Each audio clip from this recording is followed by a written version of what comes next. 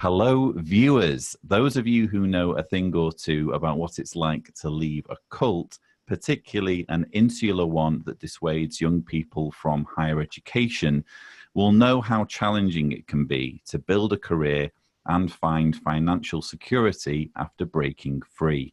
That's why in this video, I'll be speaking to two former Jehovah's Witnesses who have both established successful careers after leaving the organization, and who are ready to pass on their wisdom. It's an absolute pleasure to introduce Kyle Racki, co-founder and CEO of Proposify, and Jackie Shaw, who is also a CEO and entrepreneur. Kyle and Jackie, thank you so much for joining me. Thanks for having me. Thank you. Good to be here.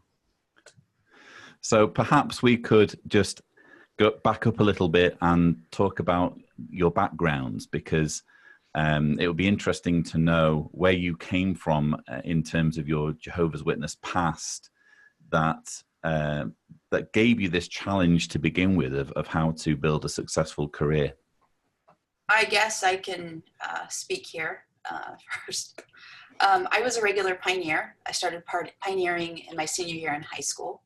And about my fourth year pioneering, I was 21, I just felt it was really difficult to fund myself pioneering, making my car payment, paying my gas, all of those expenses while working part-time at secretarial and, very low-paying jobs. So I decided to go to college.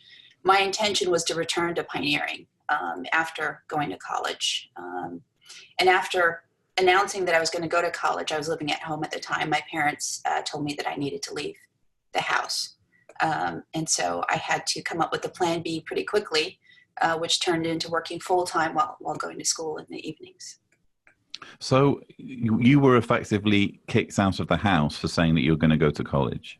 Oh, absolutely. My father was an elder, and he was very concerned about what sort of image that would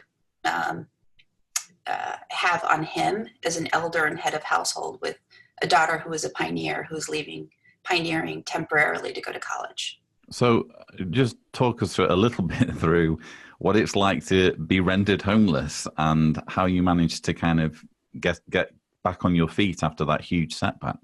That was extremely scary because I had to be out of the house in like a month. So find an apartment and then find a full-time job all within a month and try and find furniture for my little apartment. I remember looking up at the ceiling my first night and like just being scared to death. Like, oh my goodness, I am responsible for paying rent every month, my car payment, and going to school. This is really scary. But I think that sort of a situation just either makes you stronger or breaks you. And I just was convinced that I needed to go to college. So I was going to find a way to make that happen.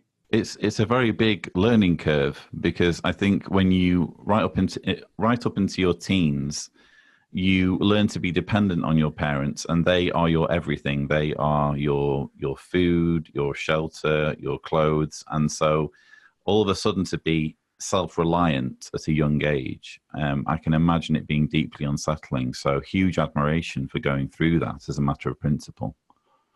Thank you. And Kyle, could you give us some of your background? Sure.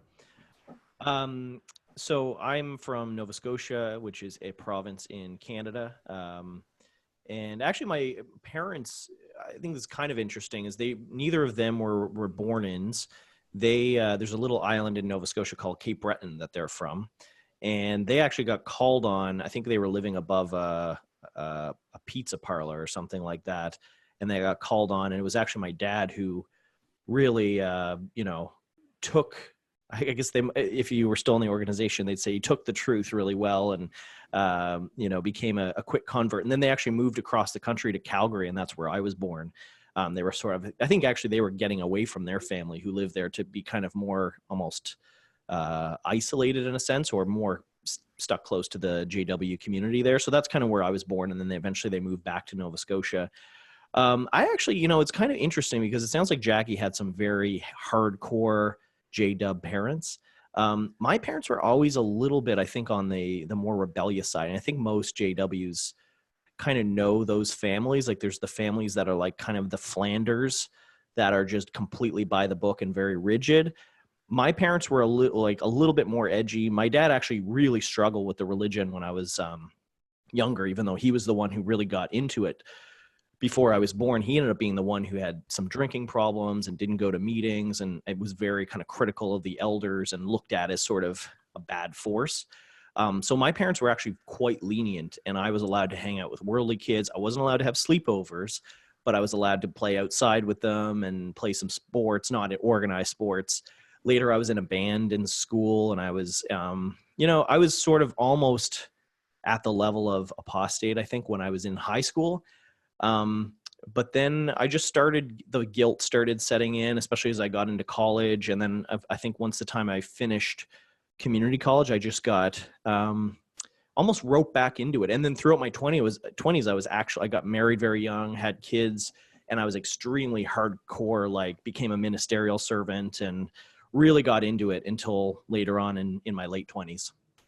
So I think the difference I'm picking up on so far, I mean, you mentioned, Kyle, that Jackie's experience with essentially being thrown out of the house is just heartbreaking. I think as well, it's different, isn't it, when you're a woman growing up in this organization? Because whereas men have some kind of status and some opportunity to be the breadwinner and forge a career inside the organization, would it be fair to say, Jackie, that when you're a woman, it's entirely different?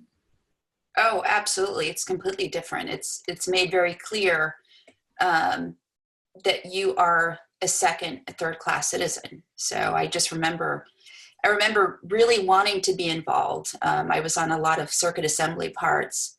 And I remember, at the time they were called district conventions, but they'd always announce that there would be a Gilead meeting for anyone who was interested in missionary service after lunch at some point. And I would always go to those meetings, and they let single sisters in, but at some point they would ask us to leave. If you're a single sister, if you're anyone other than a single brother or a couple, you need to leave because you wouldn't be accepted for Gilead service or for Bethel service. So it's fair to say, isn't it, that whatever career, whatever aspirations you have as a woman in the organization are entirely centered around whether you marry and who you marry? Absolutely. My sister married a Bethelite, and so that's why she was able to go up the ladder, I guess you would call it, and eventually move to Bethel. She was there for several years, and now she's in some sort of missionary service. But again, all of that was contingent upon her being married to someone. And I have to ask, are you in contact with her or your parents now? Is it safe to say that they're not in contact? I'm not in contact with them. No. Okay. So I guess one of the most heartbreaking scenarios that I come up against doing the work I'm doing is when I get messages either on YouTube or perhaps in emails or Facebook messages or what have you from teenagers who have encountered my material or they've encountered something else. And they're in that situation where, well, first of all, there's this existential crisis of, oh, good grief, I'm in a cult. What do I do? How do I get out? But they're also in a position where they've not been through higher education. They aren't really equipped to deal with the world and navigate their way through setting up a career and what have you. I'm fascinated to hear what advice you both have to impart for somebody who's in that situation where they are literally starting right on the bottom and they need to advance up that ladder. I guess my story, I think might be helpful because it was interesting when I was a very zealous ministerial servant for a short time in my 20s. There was a couple of brothers, and I mean like actual brothers, named Joel and Kyle, who I was kind of friends with and had grown up with in it. We weren't tight friends, but we kind of knew each other. And the youngest, I remember at one point, maybe a year or two before I left, both the brothers just unexpectedly left. I remember an elder called the elders and the ministerial servants in a back room on Tuesday, and he said, Joel and Kyle left the truth. And they didn't say why, and everybody's, all out of sorts. And I remember I still always liked them, and I kept in touch with Joel, and but he was very kind of arm's length from me because he knew I was a ministerial servant, and they were both trying to not get disfellowship. So they were very not forthcoming with their, they knew it was a cult. They had read everything, but they were very careful about what they said. And I remember when I was going through my kind of existential crisis of like, holy crap, I'm in a cult. I just read Crisis of Conscience. What does all this mean? I reached out to Joel because he was the only person I knew that I think could understand it. And I invited him to have a coffee with me. And I remember him being very like sitting back in his chair, very kind of like, why are we doing this? What are you here to talk about? And I said, I'm leaving the religion. And he was like, what? And immediately relaxed. And he said that he thought I was, pulling him to have a coffee to basically try to talk him back into like going back into the truth. He wasn't expecting me to say that I had left. But I remember he was so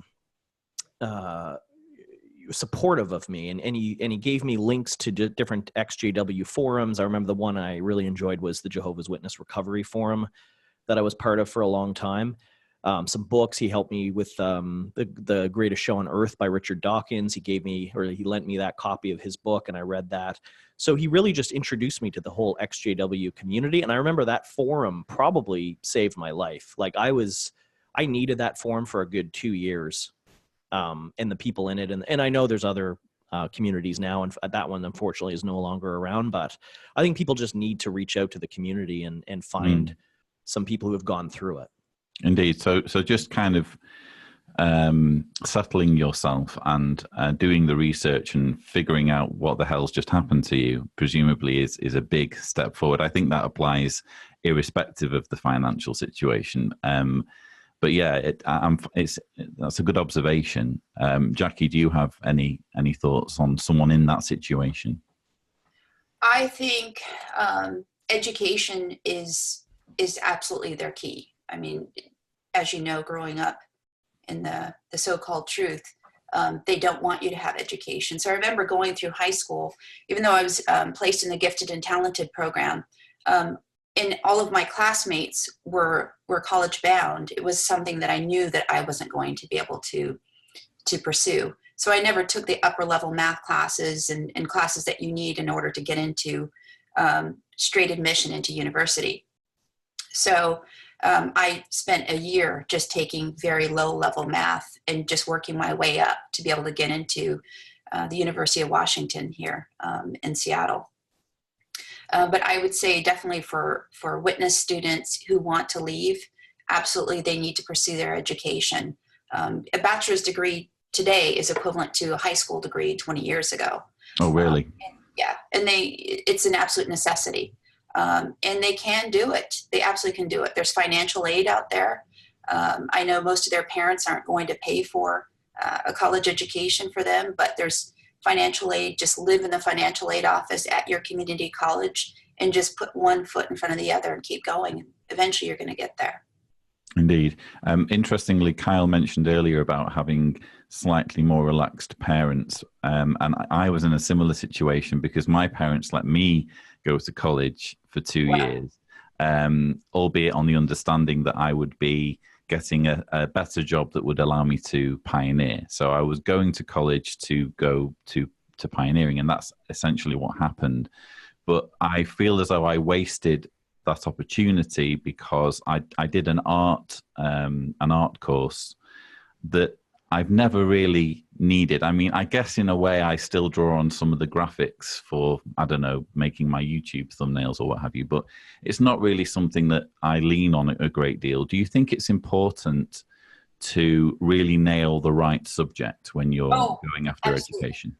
Yes, absolutely.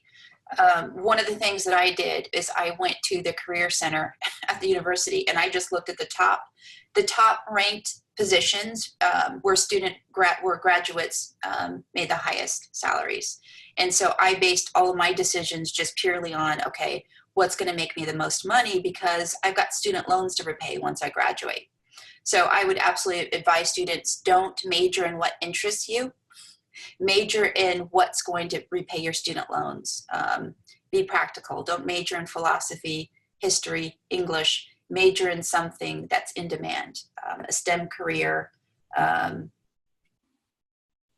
business, absolutely, but something practical. Kyle, would you agree with that advice?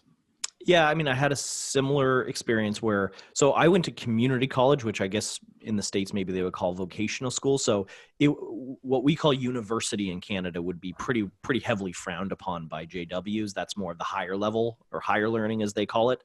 Nova Scotia Community College, where I went to, was essentially if you want to be a plumber or, some kind of blue collar work, you would go there.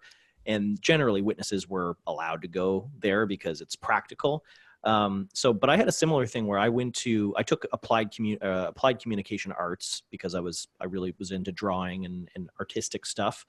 But I was actually a really good photographer because that course gives you a sampling of all these different applied arts. And I ended up really enjoying photography. But I remember I went into graphic design because that seemed like a more responsible choice, because it's hard to get a full-time salaried position as a photographer, whereas it's easier as a designer. So I went a second year and took design and enjoyed it, and actually became a graphic designer professionally afterwards. And then sort of from that's how I started my freelance business, which morphed into what I'm doing now in software. But absolutely, I think it's good to be practical. I think if you're going to be an entrepreneur, you don't necessarily need to go to college, although I think the exposure to other types of people and the critical thought that you're taught at universities is really helpful. I know even in my community college, we took, there was a small course on semiotics and media studies, and all of that stuff, I think, actually started to awaken my mind to a bit of critical thought. Indeed. And Jackie was mentioning about, the real importance of qualifications. Both of you are in the business of hiring and firing people. Just what difference does it make what education someone's had? I mean, presumably a bit of charisma goes some way in the interview process, but ultimately, if they don't have the knowledge, it must be difficult to place them. Absolutely. I always look at what universities that they've gone to, whether it's a 2-year degree, whether it's a 4-year degree, but experience also counts for quite a bit. Mm. So when you say experience, it could be that, I don't know, maybe you've broken out of the organization into your, I don't know, 30s, 40s. And I'm not saying that that's too late to go through higher education, it's but not too late. Yeah. But you're saying that experience also helps. Oh, absolutely. Experience and work ethic. Some of our best employees have not had college degrees. And some of our worst employees have had college degrees. So it depends on the individual. Sure. I would probably take Jackie's opinion and sort of even further in that way, say, like, I almost never look at what school they've gone to, and it could just be where I live in the world, or I mean, I don't know. Canada does have some of the top universities in North America along with the States, but it could also be the industry that I'm in, where I'm in more of like a software startup kind of space. I look purely at what they can do and what they did at their last job. I don't know where my CTO, my chief technical officer, who was like employee number 1 at Proposify, have no idea where he went to school. Sure.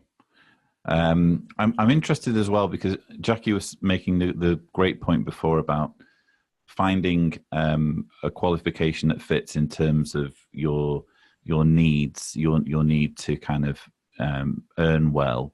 Because when you're a Jehovah's Witness, you are raised to think that it's evil to want money. You're raised to think you absolutely should not be. You absolutely should not be materialistic. You should keep your life simple. You should store up treasures in heaven, etc., etc. How do you get past that mindset? Did you guys feel any guilt moving past that mindset? Oh, I didn't feel any guilt whatsoever. Anyone who would say something to me, I'd say, well, wasn't King Solomon blessed with riches? When you look at Job, wasn't he blessed in the long term with riches? So how come it's such an evil thing now? Why is it so bad now to have a nice home, to have a nice car, to have nice things? Isn't that what God wants? Isn't that the way that he blessed people in the Bible? Indeed. Yeah, well, I don't know if you've found it in your own respective congregations back when you were in, but I always found that probably a good portion of the elders had businesses, were reasonably well off. I don't think, there wasn't a lot of millionaires that I can recall, but there was definitely elders that took nice vacations, had big homes, had nice cars. So I always kind of found the advice that was given in the Watchtower wasn't really closely followed. Definitely there was a few elders that were like single young men, pioneers, like they were really living in line with what Watchtower told them to live their life like. But I always found that, and maybe it was why Watchtower always came out with so much material on materialism, was because people weren't really following it. They were like, yeah, that's great. Store up treasures in heaven. I still have a sweet job and I'm pulling in lots of coins. So I didn't have a problem with it. Although I do, even now being, long out of the religion, I still think there's some merit to not being completely driven by money and to make good decisions that are based on, what's going to give you a great life and a lot of happiness and create value for others, and not because I find if you chase money and you really make it your number one goal, it kind of eludes you. But when you just focus on creating value for other people, as you do when you're an entrepreneur, then money finds its way to you, but it's not the number one reason why you do it. Sure. Absolutely. Absolutely. And one of the reasons why I pursued business, in addition to, I had $58,000 in student loans to repay at the end of my college career, is the intellectual challenge. It's fun. I mean, you don't want a career that's monotonous. And you have freedom too, right? I think that was the number one thing that I chased, was not having a boss to answer to, doing it my way. Even if it was wrong, I was still going to do it. And letting the market decide whether or not it would be successful or not. Absolutely. Although it can be terrifying. I mean, I've obviously not built any empires to quite the extent you guys have, but I remember when, just before we moved to Croatia, I set up a business, which ended up being the business that I run my activism through now. But it was originally intended for very different things. I obviously was a JW at the time, so I had all these ideas about businesses that I would be setting up. And what I found interesting was that there's a certain degree of satisfaction in working for yourself, and it's a different dynamic to working for somebody, because when you're working for somebody, you're just doing the shift. But when you're working for yourself, you realize that everything succeeds or fails based on your efforts, regardless of when you clock on or clock off. I don't know whether you would agree with that. One of the books I used to teach for the University of Maryland on one of the U.S. military bases overseas. And one book in a personal finance class that I taught that I always had my students read was Rich Dad, Poor Dad. I don't know if you've heard of that book, but it's just outstanding. And for any of your viewers that are sort of on the edge of, should I start my own business? Is that a road that I should go down? Because it's a scary road to go down. It's like jumping off a cliff and not knowing if your parachute is going to open or not. But that's a book I absolutely recommend that people read who are debating whether or not to open their own business and work for themselves. Sure. I think that when you start a business, like what you're saying, Lloyd, is, you're doing it for yourself, and you sort of, the business will live and die by you, and you don't answer to anyone, but at the same time, you're responsible for everything. I think that is a very common path for entrepreneurs to take. And I think that some people stay stuck in that mindset. And I say stuck because I think that as your business grows, that if you don't level up your mindset, then that can become a bit of a trap where you have to own everything, and you have to be doing, you have to work in every department within your company. But I actually think the next level of entrepreneurship or leadership is being able to delegate to people, and being able to hire people who you trust, who you can empower, provide sound vision and direction, but not try to do the job for them and let them make mistakes. And I don't think I'm there yet, but that's certainly where I've been trying to get to over the last few years. And I think once you can get there, as long as provided your business is doing well, there's so much peace of mind, because you know that your business is now a machine that runs itself. You're not in the machine working as a cog in it. You're actually fine-tuning the machine and letting it do the work for you. Indeed.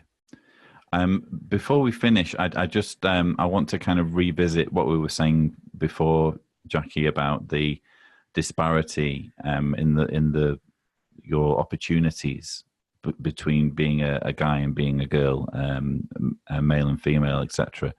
I'm just mindful that there will be perhaps women watching this who are perhaps either still in the organization or not long since left. What would be your advice to a woman who is in the organization and feeling helpless and feeling as though they don't have a path in front of them, or they can't see the way out of their predicament? I would say a lot of your motivation should come from looking around at all the older single sisters in the congregation that were waiting to get married. There's not enough single brothers of quality in the organization. Look around at their futures. Look how sad a lot of them are. They end up on antidepressants. I think we all know those ones in the hall that, you can look at them in different age brackets in their 40s, 50s, 60s. Do you want to be one of those? Because that pretty much is going to be your future. I mean, that's what the odds are. Reach your full potential. The only way that you can reach your full potential is leaving. And that's one of the most difficult and lonely decisions that you'll make, but it's absolutely worth it in the long run. One other thing I wanted to mention, the upside, if there is an upside to growing up as a witness, going door to door, we're used to tons of rejection. We're used to talking publicly and getting rejected everywhere. And that definitely helped me in business, is that, in the early years when you're starting, you're getting rejected, marketing wise, sales wise. It's okay, because we're used to it. And you just find another way to make it happen. So there are some benefits to growing up a witness. True. I hadn't thought of it that way. Kyle, do you feel as though you've benefited in any way from your JW upbringing in that respect? Yeah, actually, I had written a blog post once called 5 Things I Learned About Sales Being Raised in a Cult. That did really well, actually. And it was a lot about the door-to-door stuff, which I hated. But it does kind of get you used to rejection. And even like I even said in the post that like Jehovah's Witnesses door-to-door run like a sales organization. Like the way you keep ledgers is sort of like a CRM where you put like, okay, I'm going to follow up with this person. You do that in sales all the time. It's like, fortunes and the follow-up kind of stuff. Getting a Bible study is like basically closing the deal, right? And then there's so much to it that's like sales and business. But the other thing was about the public speaking training, because I found that my ability to speak, which I don't even think is that great, but others sometimes tell me, hey, you're really good in front of a crowd. And I'm like, I can only chalk that up to being 5 and 6 and 7 years old, all the way up till 28, having to get up in front of the congregation and be judged on your sense, stress, and modulation, which I say no other 11-year-old knows what sense, stress, and modulation is. But it was a huge benefit. I don't even think they have that anymore, which is very sad. They don't actually. No, they've got rid of the theocratic ministry school, and now it's just a Bible reading, which, surprise, surprise, only brothers are allowed to participate in. I think sisters get to do demonstrations on the platform. Kyle, you are the author of Free Trials and Tribulations, How to Build a Business While Getting Punched in the Mouth. What a title. So what can you tell us about this book? So I wanted to write a book for a very long time, and I had an opportunity to last year. And I was really struggling with what to write about, because I wanted to write kind of a business book, but I also wanted to include elements of my life and growing up as a JW.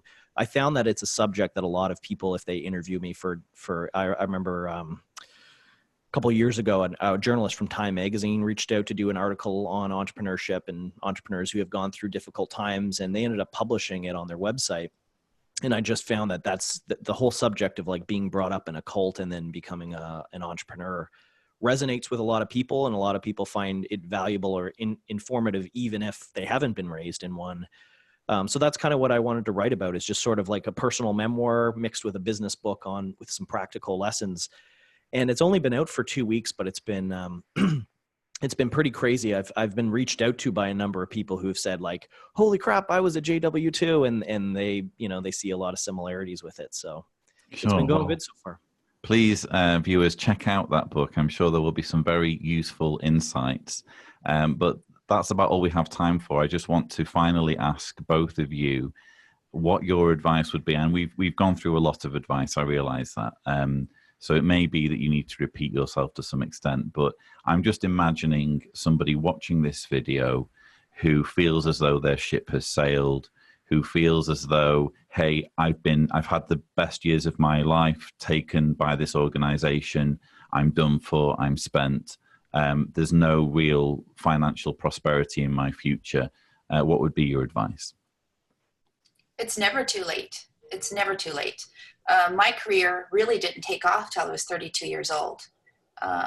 It's never too late to start college, to start, even if you are in a career, to change. Never think that it's too late. Just get started tomorrow researching. And even if you've got to spend a year in classes that are below 100 level, it's fine. It's okay. You've got plenty of company. That's one thing that shocked me when I went back to community college and I thought I was too old at 21, 22 years of age. There are lots of other worldly people that were there in their 30s that were starting over with a career. I remember feeling really frustrated because I was 28 when I left the religion, and I felt like the 20s is kind of your decade to eat a lot of crap and, have to build your future. And then I've enjoyed a lot more obviously more freedom, but success in my 30s. I'm 35 now. I remember I went through a bit of a phase where I was sort of trying to relive the lost youth a little bit, doing a lot of partying and a lot of dating and all that kind of stuff. Kind of got that out of my system. But now, I mean, from a business financial standpoint, look outside of the JWs, like Sam Walton started Walmart when he was 44. Colonel Sanders started KFC, I think, when he was in his 50s or 60s. Like, there's plenty of examples of people who have built, massive business empires starting much later in life. The idea of like founders startup success being kind of a game only for 22-year-olds isn't actually grounded in data. There's plenty. It's actually, you're more likely to grow a successful business if you've had that experience and have gone through a few failures and maybe are a bit older now. Excellent advice.